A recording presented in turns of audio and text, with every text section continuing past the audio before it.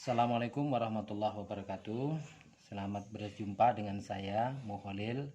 Kali ini saya akan menyampaikan materi matematika kelas 12, yaitu tentang data kelompok dan rata-rata data kelompok. Data kelompok yang saya maksud di sini adalah membuat tabel distribusi frekuensi dan mencari data rata-rata data kelompok. Sebelumnya tentu kita sudah belajar tentang bagaimana mencari rata-rata data tunggal. Misalkan di sini ada kelihatan, carilah rata-rata dari data 5, 7, 9, 3, 4, dan 8. Bagaimana cara mencarinya? Tentu kita sudah mempelajari kemarin, yaitu dengan cara menjumlahkan semua data, kemudian membagi dengan berapa banyaknya data itu. Kita tahu ini ada 5, 7, 9, 3, 4, 8, dijumlahkan 5 tambah 7 tambah 9 tambah 3 tambah 4 tambah 8 sama dengan 36, dibagi dengan banyaknya data. Berapa banyaknya data? 6. Itu 2, 3, 4, 5, 6. Maka 36 dibagi 6 adalah 6. Maka rata-rata data tunggal ini adalah 6. Dan saya yakin itu kita semua sudah paham. Nah, sekarang permasalahannya adalah bagaimana kalau mencari rata-rata data kelompok. Misalkan disajikan seperti ini. Berapa rata-rata data berikut ini? Datanya terurai seperti ini, ya. Terurai 65, 45, 58 dan seterusnya sampai 56. Data sekian banyak ini, kemudian kita akan disuruh untuk mencari rata-rata data itu. Apa yang perlu kita lakukan adalah pertama, membuat tabel distribusi frekuensi. Membuat tabel distribusi frekuensi artinya membuat di sisi kiri itu ada nilai, ada turus, kemudian ada frekuensi untuk mencarinya, dan kemudian aturannya, aturan membuat tabel distribusi frekuensi ini dengan langkah-langkah yang sudah ada aturannya. Apa langkah-langkahnya? Nah, ini jadi tabel distribusi frekuensi. Pertama kita buat ini nilai, turus, kemudian frekuensi. Setelah kita buat ini, kemudian kita buat langkah-langkahnya. Gimana langkah-langkahnya? Yang pertama yang dilakukan adalah yang pertama mencari jangkauan dari data yang ada. Data yang ada ini dicari jangkauannya. Jangkauan itu apa? Yaitu nilai terbesar dikurang nilai terkecil. Nilai terbesar misalkan X2 dikurang X1, berapa itu? Itu disebut dengan jangkauan. Kemudian langkah kedua adalah mencari banyaknya kelas atau disingkat K.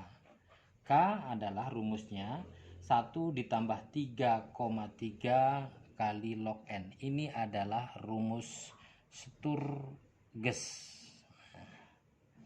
Jadi adalah rumus Sturges.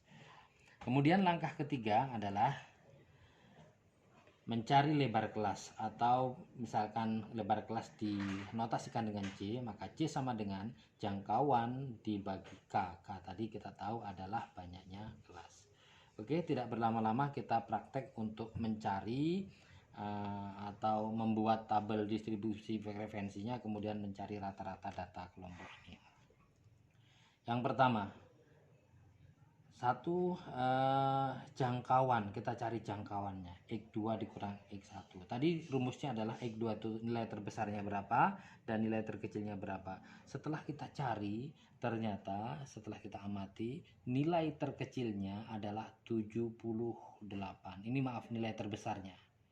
Nilai besarnya 78 dan nilai terkecilnya adalah 40. Jadi 78 dikurang 40 sama dengan 38. 38 inilah yang merupakan jangkauan. Berikutnya, kita akan mencari banyaknya kelas. Banyaknya kelas menurut rumus Sturges tadi adalah K sama dengan 1 ditambah 3,3 kali log N. N ini apa? N ini banyaknya data. Kita tahu banyak data di sini. Ini 100, ini baris ini ada 10 dan kolom ini ada 10, maka 10 kali plus 100. Jadi 1 ditambah 3,3 log 100 sama dengan 1 ditambah 3,3 log 100 adalah 2, maka didapat 1 ditambah 6,6 sama dengan 7,6. Dibulatkan ke atas sama dengan 8. Ingat, untuk pembulatan dalam pembuatan tabel distribusi frekuensi ini membulatkannya selalu ke atas, tidak ke bawah. Kemudian kita cari lebar kelasnya. Lebar kelasnya atau C itu adalah jangkauan dibagi K. K itu apa? K adalah banyaknya kelas. Sedangkan jangkauan tadi kita sudah dapat 38. Akhirnya kita tinggal memasukkan angkanya. 38 dibagi 8 sama dengan 4,75, dibulatkan ke atas lagi menjadi 5. Kita sudah dapat ya. Jadi kita sudah dapat jangkauannya 38, kemudian banyaknya kelas itu 8 dan lebarnya adalah 5. Sehingga kita bisa mempraktekkan memasukkan dalam tabel distribusi frekuensi ini. Yang kita buat pertama nilai. Nilai itu yang terendah. Kita mulai menulis di sini adalah nilai terendah. Nilai terendahnya adalah 40. Maka 40 lebarnya 5. Maka ini maksudnya adalah 40 berapa banyaknya 5 itu. Jadi 40 ya, kalau kita buat ini 5 itu adalah 40, 41, 42, 43 dan 44. 1, 2, 3, 4, 5. Jadi 5 dari 40 sampai 44. Maka kita tulis 40 sampai 44. Nah, berikutnya setelah itu kita buat di sini. Setelah 44 di sini 45 sampai dengan 49. Berikutnya karena di sini ada 49 jadi 50 sampai dengan 54. Berikutnya 55 sampai dengan 59. Berikutnya 60 sampai dengan 64. Terus kemudian 65 sampai dengan 69. Kemudian 70 sampai dengan 74. Terakhir 75 sampai dengan 79. Jadi yang namanya nilai ini intervalnya atau jangkauannya atau lebarnya itu harus sama 40 45. Ini jadi 5 semuanya. Di sini lebarnya 5 semuanya 5. Itu jadi kita pertama buat interval kelas atau nilainya. Yang kedua kita lakukan adalah memasukkan nilai-nilai yang ada di sini kepada tabel distribusi frekuensi dengan bantuan turus ini. Gimana cara memasukkannya? Kita lihat dulu di sini. Ini ada data 60 misalkan kita kurungi seperti ini. Kemudian 60 di mana di sini kita lihat. 65 itu berarti di sini ya, di ini 65 ini di kelas ini. Nah, maka kita coret di sini satu terus. Kemudian di sini ada 70, terus 70 dimasukkan juga di sini. Dicoret di sini sekali. Berikutnya 45 di mana? 45 di sini. Akhirnya nanti semuanya kita masukkan satu persatu sehingga didapat nanti sampai ke data ke 100. Dan kemudian akan kita dapatkan data itu menjadi di sini nanti akan kita dapat tabelnya. Di sini 7, terus frekuensi untuk kelas pertama 7 dan kemudian 8, kemudian 12 untuk kelas ketiga, kelas keempatnya 21, kelas kelimanya 23, kemudian 18, kemudian berapa? 7, kemudian didapat 4. Akhirnya semuanya ini berjumlah nanti 100. Nah, itu cara membuat tabel distribusi frekuensi. Lebih jelasnya tabel akan saya tampilkan berikut.